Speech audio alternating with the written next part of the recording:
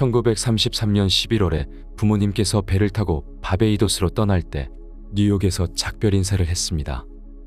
그 당시에 바베이도스를 떠난 지 12년이 지났던 때였지만 바베이도스가 보고 싶다는 생각이 들지 않았습니다.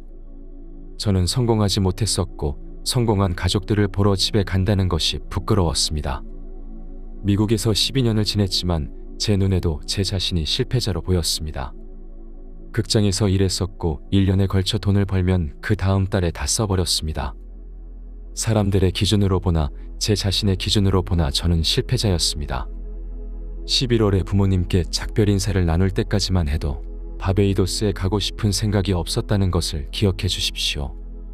부모님이 탄 배는 떠나고 제가 다시 뉴욕의 거리로 돌아왔을 때 저는 갑자기 바베이도스에 가고 싶다는 생각에 사로잡혔습니다. 그때가 1933년이었습니다. 직업도 없고 72번가의 제 작은 방을 제외하고는 갈 곳도 없었던 시기였습니다. 곧장 압둘라에게 가서 말했습니다. 정말 이상한 느낌이 들었어요. 12년 만에 처음으로 바베이도스에 가고 싶어졌어요. 그가 대답했습니다. 네빌, 만약 자네가 가고 싶다면 자네는 이미 그곳에 있는 것이네. 너무도 이상한 대답이었습니다. 제가 분명 뉴욕의 72번가에 있는데 그는 제가 바베이도스에 있다고 말했습니다. 그에게 물었습니다. 무슨 뜻이죠? 압둘라, 제가 이미 갔다니? 정말로 가기를 원하나? 예. 그러자 그가 말했습니다. 자네가 이 문을 통해 나갈 때 이젠 더 이상 72번가 거리를 걷는 것이 아니네. 야자수와 코코넛이 줄지어져 있는 거리를 걷고 있는 중이네. 이곳은 바베이도스인 거지. 어떻게 그곳에 가게 될지에 대해서는 나에게 묻지 말게. 자네는 바베이도스에 있네. 이미 자네가 그곳에 있을 때 어떻게라고 말하지는 않네. 자네는 거기에 있네. 이제 자네가 거기에 있는 것처럼 걸어 나가게. 멍한 채로 그의 집을 나왔습니다. 그는 우리가 논쟁할 수 있는 부류의 사람이 아니었습니다. 2주가 지났지만 처음 바베이도스에 가고 싶다고 말했을 때보다 더 나아진 것이 없었습니다. 그에게 말했습니다. 저는 전적으로 당신을 신뢰하고 있어요. 그런데 어떻게 돌아가고 있는지 보이지가 않습니다. 여행을 떠나기 위한 돈이 한 푼도 안 모였어요. 저는 저희 상황을 말하기 시작했습니다. 제가 거실에 앉아 있었는데 압둘라는 자리에서 일어나 자신의 서재로 들어가면서 따라오지 말라는 뜻으로 문을 꽝 닫았습니다. 들어가면서 그가 말했습니다. 나는 자네에게 말해야 될 것들은 모두 말했네. 12월 3일에 저는 압둘라 앞에서 다시 한번 제가 여행을 떠나는 것에 조금도 더 가까워지지 않았다고 말했습니다. 그는 다시 한번 이런 말을 했습니다. 자네는 바베이도스에 있네. 저는 크리스마스까지 바베이도스에 가고 싶었는데 그때까지 도착하는 마지막 배가 12월 6일 구 내리사항에서 출발하기로 예정되어 있었습니다. 12월 4일 직업도 없고 갈 곳도 없이 늦게까지 잠들어 있었습니다. 일어나 보니 문 밑에 바베이도스에서 온 편지 한 통이 도착해 있었습니다. 편지를 뜯어보자 작은 종이 하나가 나부끼며 바닥에 떨어졌습니다. 집어보니 $50짜리 수표였습니다. 저의 형 빅터에게서 온 편지였는데 내용은 이랬습니다. 나는 너에게 여기로 오라고 부탁하지는 않겠다. 네빌, 이건 명령이다.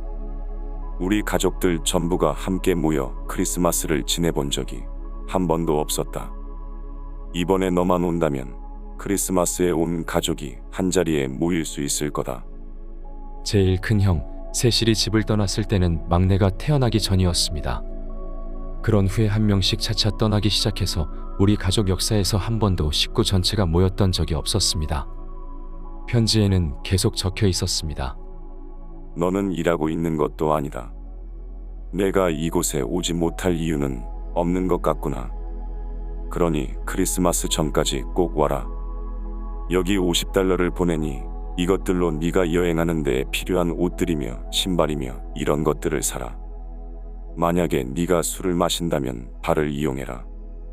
팁을 줄 필요도 없을 거다. 내가 선박을 찾아가서 너의 팁이며 추가 비용들을 다 지불하겠다. 내가 뉴욕에 있는 퍼니스 위디 선박회사에 전보를 쳐서 네가 사무실에 오면 티켓을 끊어주라고 말했다. 50달러는 필요한 소소한 것들을 사는 데에 써라. 내가 만나서 해결해 줄 테니 밖에 나가서 외상을 해놔도 좋다. 그래서 저는 퍼니스위디 선박회사에 가서 그 편지를 보여줬습니다. 그들은 그것을 읽어보더니 대답하기를 빅터 씨에게서 전보를 받았습니다. 그런데 안타깝게도 12월 6일 떠나는 배에 1등급 자리가 남아있지 않네요. 유일하게 남은 것은 뉴욕항과 성 토마스항 사이에 3등급 자리밖에 없습니다. 손님께서 1등급 자리를 예약하셨지만 뉴욕항에서 성 토마스항까지는 3등급 자리로 여행을 하셔야 되겠는데요. 성 토마스항에 도착을 하면 내리는 사람들이 있으니 그곳에서 바베이도스까지는 1등급 자리를 타실 수 있을 겁니다. 오후에 압둘라에게 돌아와서는 말했습니다. 정말 꿈 같은 일이 벌어졌어요. 그도 기뻐할 거라 생각하면서 일어났던 일들을 말했습니다. 그가 뭐라고 말했는지 아십니까? 그는 말했습니다. 누가 3등급 자리로 여행을 한다 했지? 내가 자네에게 3등급 자리로 여행하는 것을 보았다고 했던가. 자네는 바베이도스에 있고 1등급 자리로 그곳에 도착했네. 12월 6일 여행을 떠나기 전까지 그를 보지 못했습니다. 여권과 배를 타기 위한 서류를 가지고 항구에 도착했을 때 관리인이 말했습니다. 고다드 씨, 좋은 소식이 있어요. 예약을 취소한 손님이 계셔서 1등급 자리로 가게 되셨습니다. 압둘라는 생각에 믿음을 유지하면서 타협하지 않는 것의 중요함을 가르쳤습니다. 저는 제가 바베이도스에 있고 1등급 자리로 여행한다는 사실에 흔들렸고 압둘라는 믿음을 유지했습니다.